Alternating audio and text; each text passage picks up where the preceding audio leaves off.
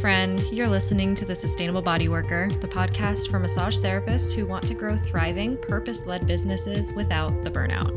Here we talk about nervous system aligned business strategy, pricing that makes sense, client work that doesn't deplete you, and how to build a career that actually supports your life. I'm your host, Gretchen Pop, massage therapist, mentor, educator, and recovering overachiever.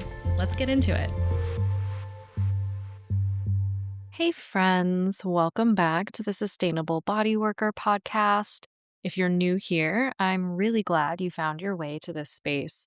This podcast is all about helping massage therapists and bodyworkers build businesses that actually support their lives, their nervous systems, and their longevity in this profession instead of draining the life out of them in the name of helping other people and in the name of success. And if you've been listening for a while, I want to say thank you, truly. Thank you for coming back each week, for sharing episodes that resonate with you, for posting them on social media, and for sending them to other practitioners who need to hear these conversations. Our listener count has been growing, and I owe so much of that to you guys helping spread this message and this mission. It means so much to me because I care so deeply about helping more body workers create more sustainable businesses and better outcomes for their clients and more freedom in everybody's lives. So whether you are brand new here or you've been with me for a while, I'm truly grateful you're here. Today, I want to talk about something that I think body workers massively underestimate, and honestly, I think it affects outcomes more than a lot of people realize. Because yes, your hands matter, your skill set matters, your assessment skills matter, and the techniques that you choose matter. All of that absolutely sums up and matters, but the words you use with your clients matter too. Sometimes, I would even argue, more than the hands-on work itself. And I know that might sound like a bold claim, but stay with me here. What you say before a session, during a session, and after a session isn't separate from the treatment. It is part of the treatment. The way you speak about someone's pain, their tension, their quote-unquote issues, the way you respond when you find a dense spot in their muscle, the way you explain what you think is going on in their body, all of that is influencing the experience they're having. It's influencing how safe they feel, what they expect, and what story they start telling themselves about their body. And that story matters a lot. This episode was sparked by something I've been hearing from clients more and more since moving to Virginia. And it's honestly been kind of shocking to me because I worked professionally on clients in Boulder, Colorado for like 14 or 15 years. And I don't remember hearing this sort of thing nearly as often there as I have out here. Now, I have heard it there, but I feel like it's hitting me over and over again here. So I feel like this is something maybe the universe is saying, bring it up in an episode because this is a problem. Over the past couple of years, I've had multiple clients tell me things that they had previously heard from another practitioner, either a physical therapist or another massage therapist, someone else in a position of authority over their body. One client had been told by a PT that she had the, quote, tightest hip flexors he had ever felt. Another had been told at only 20 years old that their back was as tense as an old lady's. And every time I hear something like that, I have the same reaction. Why the heck would you say that? Like, really, what is the therapeutic benefit there? Because even if it were true, which frankly, sometimes it's not, what good does it do to say it that way? And there's another story that brought this into really sharp focus for me recently. I was working on an older woman, and all throughout the session, she felt the need to explain her body to me before I even said anything. Every new area I got to, she had some version of, oh, that part doesn't really let go, or there's a lot going on there, or you'll notice that that side is really bad, or that area is really hard to work on. And I remember thinking, first of all, I wasn't even thinking any of that. I wasn't noticing any of what she was describing in the way she seemed to believe it. I have worked on thousands of bodies at this point. Her tissue was not unusually difficult. It was not some extreme outlier. It wasn't giving me any reason to think, wow, this poor woman is just impossible to work on, like she thought. But the way that she talked about herself, you could tell this story had been reinforced somewhere. Maybe by previous body work, maybe by other practitioners, maybe by the years of hearing things about her body that sounded factual on the surface, but were actually disempowering as hell. It was like she had absorbed this identity of being difficult, like her body was a problem she needed to apologize for before I even got there. And that made me really sad because at the end of the day, our whole purpose is to help people feel better, not just physically, not just mechanically. We are working with human beings who are already coming in with fear and frustration and pain, and usually a whole lot of stories about why their body is the way it is. And we are not helping when we pile things on top of that. Now, I want to be really careful here because I'm not saying that we should lie to our clients. I'm not saying we should bypass real pathology. I'm not saying that we should brush everything off and be like, no, no, no, you're perfect. Everything's fine. That's not what I mean at all.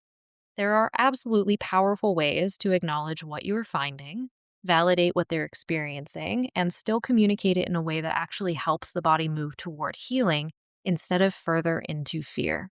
And that's the distinction I want to make today. Because there is a massive difference between being honest and being harmful. And there's a massive difference between validating someone's experience and giving them a fixed identity around their pain.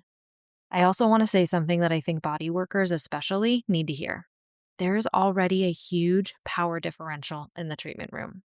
When you have your hands on someone, and they're often mostly naked on the table in a vulnerable position, hoping you can help them, your words carry weight. Whether you mean them to or not, they land differently than in casual conversation. Your clients don't just hear them, the body hears them. And that's why I feel so strongly about this. Most of the time, I don't think practitioners are saying these things with bad intent. I don't think massage therapists are out there trying to mess people up psychologically. Usually, I think they're trying to validate. Maybe they're trying to make a joke, right? Maybe they're thinking out loud. Maybe they found something dense and dramatic language just came out of their mouth before they thought about it. And frankly, with massage therapists, I think a lot of us simply don't understand the impact that our words can have. Now, with doctoral level practitioners like physical therapists, I expect more. I really do, and I've been disappointed by some of what I've heard from clients. Now, to be fair, I also know the brain is a funny thing. I was not in the room when these comments were made. It's possible that in some cases a client took something home differently than it was intended. That happens all the time. But honestly, that kind of proves my point even more. If there is even a chance that what you say is going to get filtered through pain, fear, shame, or discouragement, why would you not be more thoughtful? Why would you not choose language that helps instead of language that sticks like glue? Because what gets imprinted is not just the sentence itself. What gets imprinted is identity. Think of these sentences, and these are things that I have actually heard. My hip flexors are the tightest anyone has ever felt. My back is like an old lady's. My body doesn't let go. This is my bad leg. That's my bad shoulder. This is the ankle that always flares, always gives me problems. Now, when you say something often enough, or hear it often enough from someone that you think is an authority, eventually your body starts organizing around that story.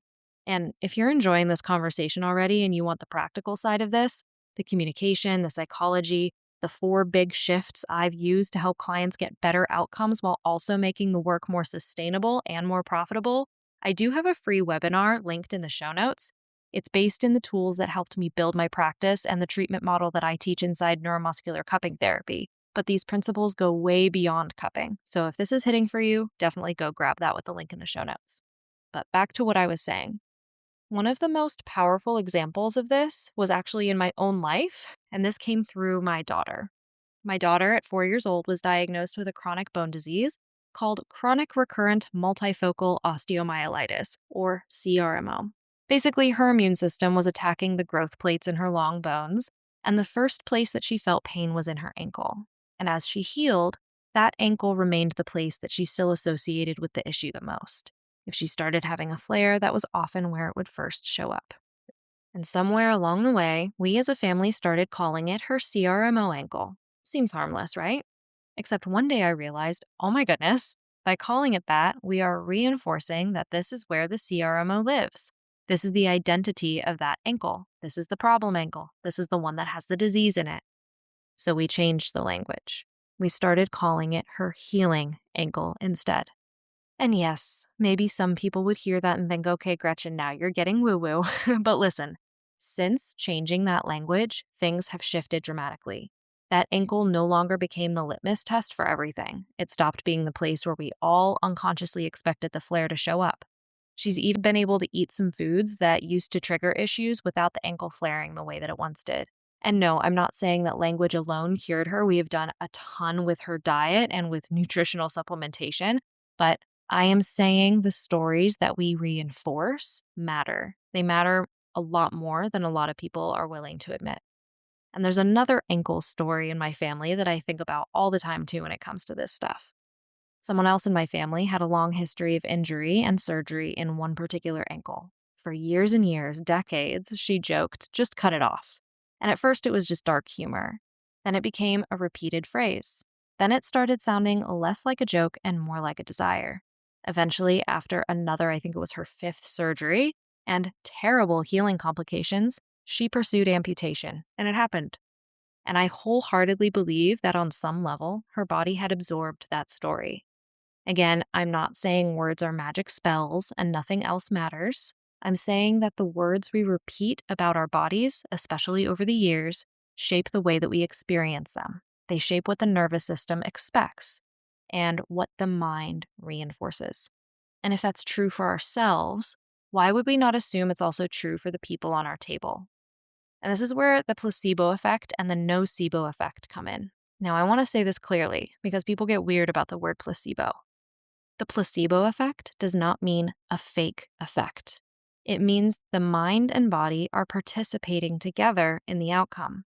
This is not nothing. This is not a dismissal. That's not a reason to roll your eyes and act like the result doesn't count. If something helps because belief, expectation, safety, and perception are part of the mechanism, cool. It still helped. I used to hear this all the time when I started specializing in cupping. People would dismiss it with, oh, it's probably just placebo effect. And my response was always, okay, even if it were, it's still working. So what exactly is the problem? If a client feels better, has less pain, moves more easily, and their nervous system calms down enough to allow a positive outcome, why are we acting like that's less valid? Now, the flip side is the nocebo effect, and this is the piece I think more practitioners need to take seriously. If positive expectation can improve an outcome, then negative expectation can worsen one. If reassurance can help someone settle, then dramatic language can make them brace. If a person feels hopeful and safe, they may respond differently than if they feel broken, fragile, or doomed. And that should matter to us. Even if you are the most mechanically skilled practitioner in the room, if your words are telling the client's nervous system, this is terrible, this is bad, this is stuck, this is a mess, you're working against yourself. You're making your own job harder. And that matters a lot to me, not just because I want clients to have better outcomes, but because I care deeply about practitioner sustainability. If the words you use can do half the work for you by helping the body settle, helping the client trust you, helping them stop identifying with the problem so intensely, then your work becomes more effective and less effortful. And that's a huge piece of sustainability. So let's talk about what this actually sounds like in real life. A really common example I think a lot of us can relate to is when you find a dense spot, maybe in the rhomboids, right? And the client says, ooh, what is that? Or that's the spot, or that feels really tight.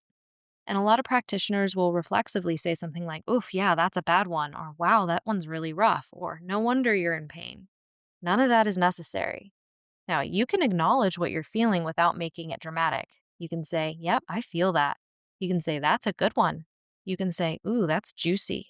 You can say, that's responding. You can even say something playful like, ooh, that's fun, which I say all the time because even with a little sarcasm, it's still much lighter and much more empowering than, wow, this is awful. Now, sometimes you really do feel something that surprises you. Maybe one side feels denser than the other. Maybe a spot feels especially grippy or adhesed. Maybe it feels different than what you expected.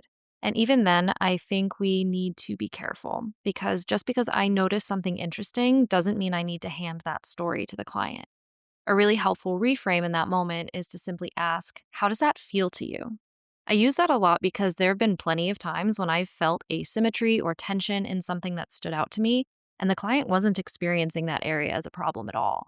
And if I were to say, wow, this feels really weird, or this side is way tighter, or that's strange, I may have just created a whole new issue in their mind that didn't need to exist. Now, all of a sudden, they're thinking about that area differently. They're paying more attention to it. They're wondering if something is wrong there. And that could become a story that the body starts organizing around when really it may not have needed that kind of attention at all. Sometimes things just feel tighter for no reason. So instead of narrating every surprising thing you notice, invite their experience first. How does that feel to you? That keeps the client connected to their own body. It keeps them involved in the process instead of immediately borrowing your interpretation of it.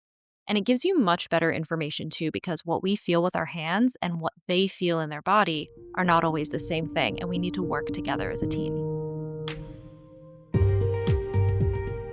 You know that moment when you realize you can't keep doing this alone? When every client cancellation throws off your entire day?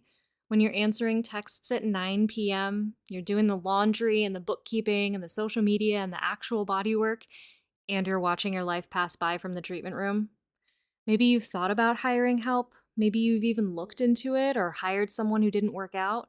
But then the questions and troubles flooded in. How do I afford to pay someone when I'm barely paying myself? What if I hire the wrong person? What if I can't find anyone good? What if it makes everything more stressful instead of less? I get it. I've been there. And here's what I want you to know. The practitioners inside the Sustainable Bodyworker membership had those exact same fears. They were stretched impossibly thin, doing every single task in their business alone, terrified of what hiring might cost them in money, in time, in mistakes. And now they have teams that run smoothly while they work fewer hours. They're taking real vacations without their business falling apart. They've built practices where they show up as the practitioner, not the laundry service, not the receptionist, not the marketing department. They're leading teams that expand and inspire this profession, and they're doing it without burning themselves out. One of my members was drowning in the day-to-day tasks of running her practice. She knew she needed help, but had no idea where to start. Inside the membership, she learned how to hire her first employee the right way, how to find the right fit, how to train them, how to structure their role so it actually freed her up instead of creating more work for her. Now she has time to focus on the parts of her business she actually loves. She's no longer answering every text, doing every load of laundry, managing every single detail. She built a team that supports her vision, and her business is thriving because of it. Another member came in feeling completely overwhelmed, managing chronic illness while trying to keep her practice afloat. She was terrified of hiring because she didn't think she could afford it. But once she implemented the systems we teach, she brought on support, and it completely transformed her life. She's no longer sacrificing her health for her business. She has a team she trusts, and she finally has the space to breathe. Now, here's the thing. These members didn't have extra money sitting around when they started. They didn't have it all figured out. They had the same fears, the same doubts, the same packed schedules you probably have right now. What changed wasn't their circumstances. It was the support they received.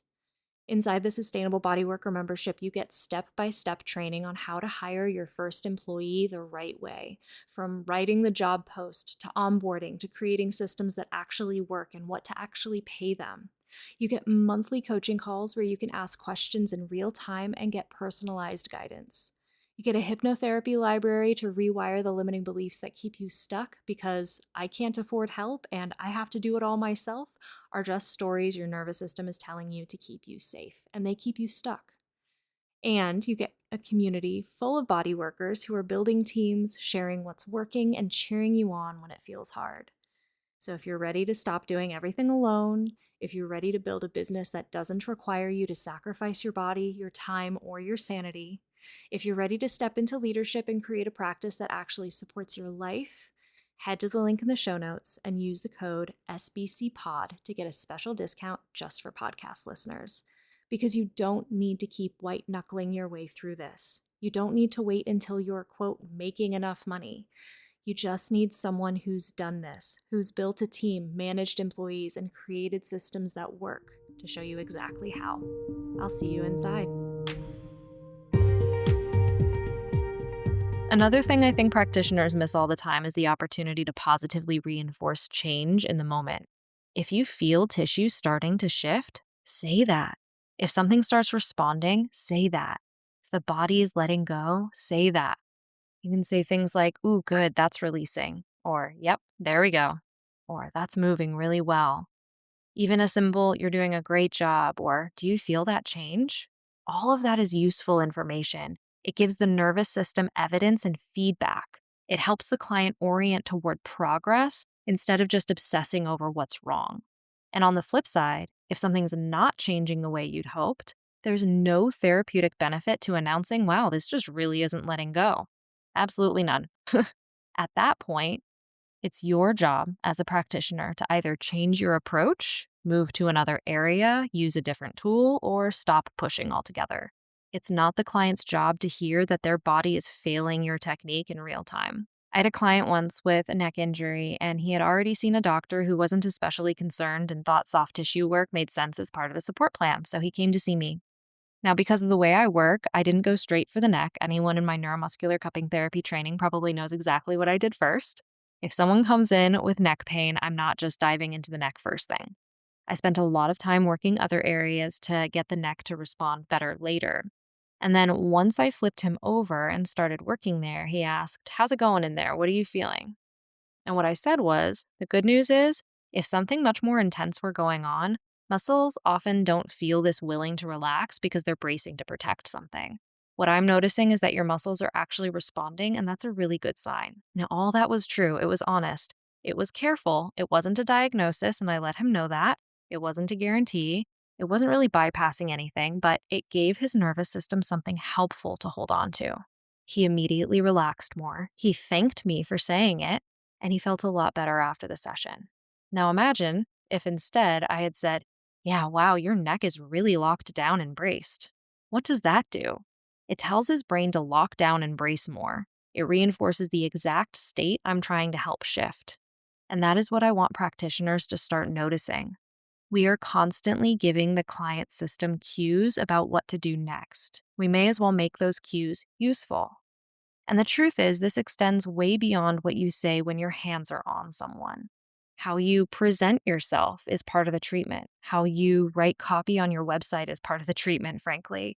How you explain your work is a part of the treatment. How your intake feels is a part of the treatment. How you assess is a part of the treatment. How professionally and clearly you communicate before and after the session is part of the treatment. All of it matters because all of it contributes to trust, safety, buy-in, and expectation. And those things absolutely affect outcomes. I'm going to go so much more in depth in subsequent episodes, so stay tuned because I'm going to teach you about how I build all of that into high-level client programs to basically enhance outcomes for clients in a much more high-scale kind of way.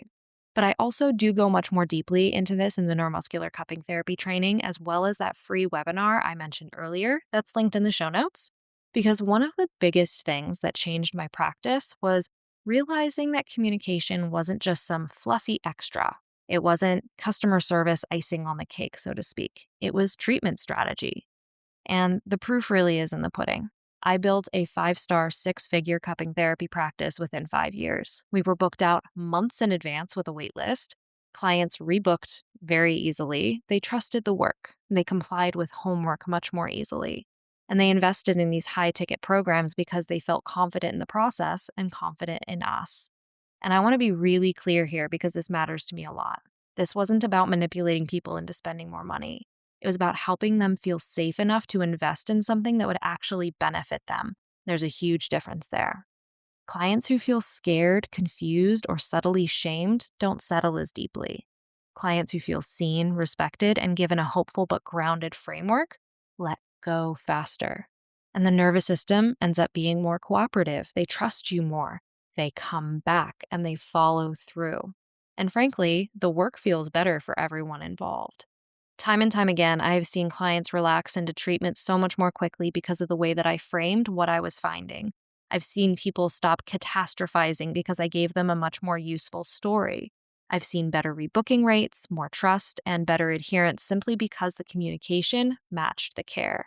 So when I say words matter, I don't mean this as some cute side note. I mean they matter clinically, relationally, financially, and they matter for your longevity as a practitioner. Now, again, I want to keep the nuance here. I'm not saying language alone fixes pain. And I'm not saying that everything your clients come to you for is psychosomatic. I'm not saying that we should ignore pathology or act like every pain pattern is just a mindset issue. That's not what I believe at all. But I do believe there is a huge emotional and psychological component to many pain experiences. And I think we do clients a disservice when we pretend otherwise. I also think we do harm when we use language that has no therapeutic upside. And that's really the filter I want you to use. Before you say something about a client's body, ask yourself, is there therapeutic benefit to this? Does this help them feel safer, clearer, more capable, more supported, more hopeful, or at the very least, neutral? Or am I about to say something dramatic just because it popped into my head? That one pause and filter could change a lot.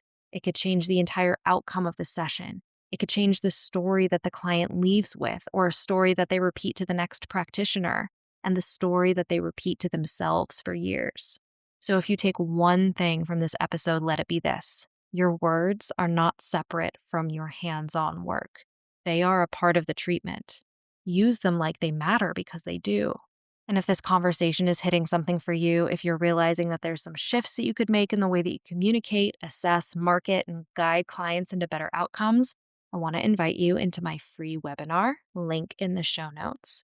I'll walk you through 4 practical hacks I've used to help clients get better results while also helping practitioners create a more sustainable and profitable practice. These tools absolutely connect the work I teach in neuromuscular cupping therapy, but they're honestly useful even if you don't do cupping. This really is part of the bigger psychology of healing and part of what allowed me to begin building the kind of business that eventually became the foundation for everything I now teach through the Sustainable Bodyworker. So if you want that, head to the show notes, grab the webinar. It's totally free and only about 45 minutes. And if you know another practitioner who needs to hear this one, please send it to them. Because I think a lot of body workers are doing wonderful work with their hands while accidentally undermining it with their words. And once you become aware of that, you can change it really quickly. Thank you so much for hanging out with me today. I appreciate every single one of you who listens, shares, messages me, and lets me know what's landing. It really does mean a lot. You can start a conversation with me over on Instagram at sustainable.bodyworker. I love hearing from each and every one of you. Now go be thoughtful with your words, be kind to the bodies in front of you, and I will see you in the next episode. Thanks for listening to the Sustainable Bodyworker. If something resonated for you today, grab your free breakthrough session, which includes a custom hypnotherapy track to help you unlock the next level. Grab it now with the link in the show notes. And to hear more, hit subscribe. We'll see you next time.